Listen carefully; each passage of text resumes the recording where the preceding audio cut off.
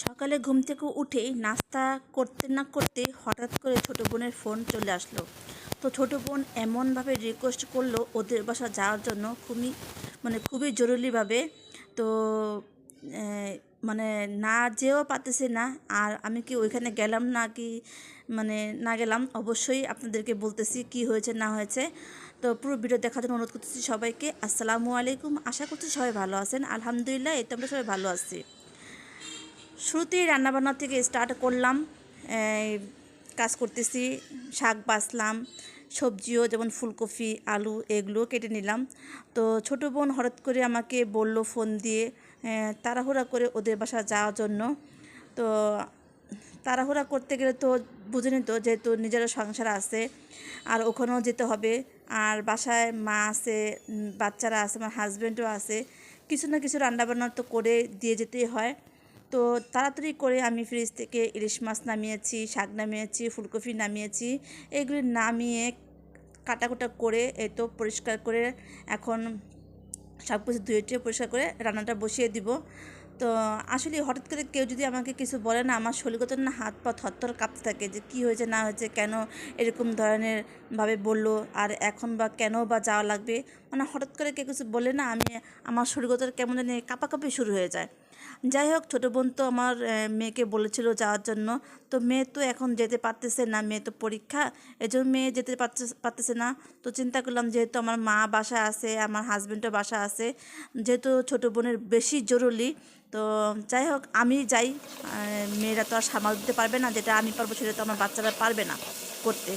তো এই জন্য তাড়াহুড়া করে রান্নাটা করতেছি, আর রান্নাটা করে খাওয়া দাওয়া করে বোনের বাসায় চলে যাব।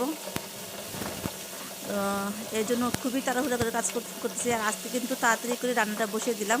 অন্য অন্য সময় কিন্তু একটু লেট করে রান্নাটা বসিয়ে দিই, আজকে খুবই তাড়াহুড়া করে রান্নাটা বসিয়ে দিলাম। সকালবেলা নাস্তাটা করেই আর এক সেকেন্ডে বসে থাকি নেই, সঙ্গে সঙ্গেই রান্নাটা করতে আসলাম। রান্না করে তারপরে খাওয়া দাওয়া করে চলে যাব। যেহেতু আমার মা আছে, হাজব্যান্ড আছে, মেয়েও আছে।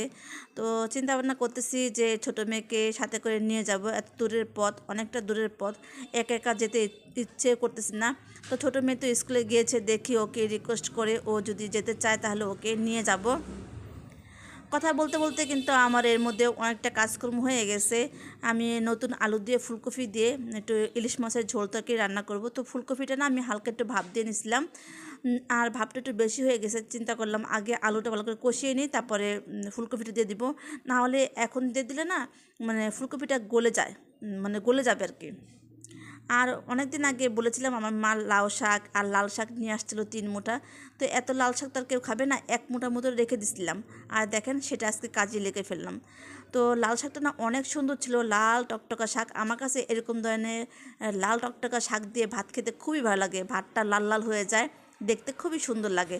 ছোটোকালে তো খুবই ভালো লাগতো লাল শাক ভাজি করলে। ছোটোকালে যদি আমার মা রান্না করতো আমি পেটটা ভরে খেতে পারতাম, কিন্তু অন্য অন্য শাক রান্না করলে খুবই রাগ করতাম। লাল শাকটা আমার কাছে খুবই ভালো লাগতো। আর এই তো একটু টমেটোও দিয়ে দিলাম, আর ফুলকপিটাও দিয়ে দিলাম। এই সময় মোটামুটি আলুটাও সেদ্ধ হয়ে গেছে। আর অফ ক্যামেরার মধ্যে আমি কিন্তু শাকটা ভাজি করে নিয়েছি, লাল শাকটা রসুন পেঁয়াজ দিয়ে ভালো করে একটু শাকটা ভাজি করে নিলাম। আর এখন আমার সবজিটা কিন্তু কষানো হয়ে গেছে, তরকারিটা। আর এখন আমি একটু মাছও দিয়ে দিলাম, আর সাথে একটু ঝোলের পানিও দিয়ে দিলাম। মাছটা আমি আজকে একটু ভেজে রান্না করলাম, কারণ ফ্রিজে রাখা মাছ তো একটু কষাইলে মনে হয় ভালো হবে না। এই জন্য আমার মেয়েরা বলতেছিল যে আম্মু একটু ভেজে রান্না করো। তো ওদের অনুমতি নিয়েই কিন্তু আমি সব কাজকর্মই করলাম আজকে। যাই হোক, আমার রান্নাটা প্রায় হয়ে আসতেছে। আর এখন আমি ভাতটাও বসিয়ে দিলাম, আর এর মধ্যে প্রায় হয়ে গেছে রান্নাটা। একটু ঝোলঝোল আছে, ঝোলঝোল করেই রান্না করব, যেহেতু একটা তরকারি রান্না করলাম।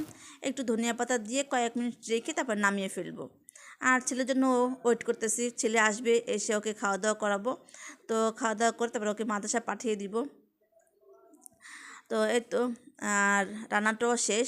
তো হঠাৎ করে আমি যে বলেছিলাম যে ছোটো বোনের বাসায় যাব, তো কি হয়েছে, তো ছোটো বোনের একটা নতুন একটা একটা চাকরি নিয়েছে।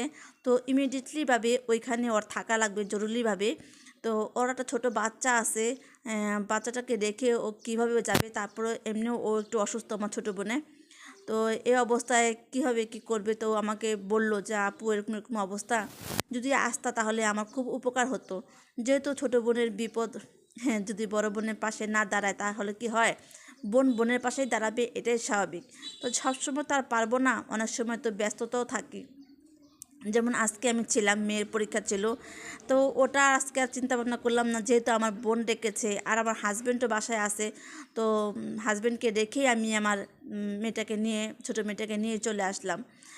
আর থাকবো, একটা দিনই থাকবো, বেশি দিন থাকবো না, একদিনের জন্যই আসলাম, তারপর দিন সকালবেলা চলে যাব। আর এই তো বাসে উঠে গেলাম। আর ওদের বাসা অনেকটা দূর, যেতে যেতে অনেকটা সময় লাগে, প্রায় 2.5-3 ঘন্টার মতন রাস্তা।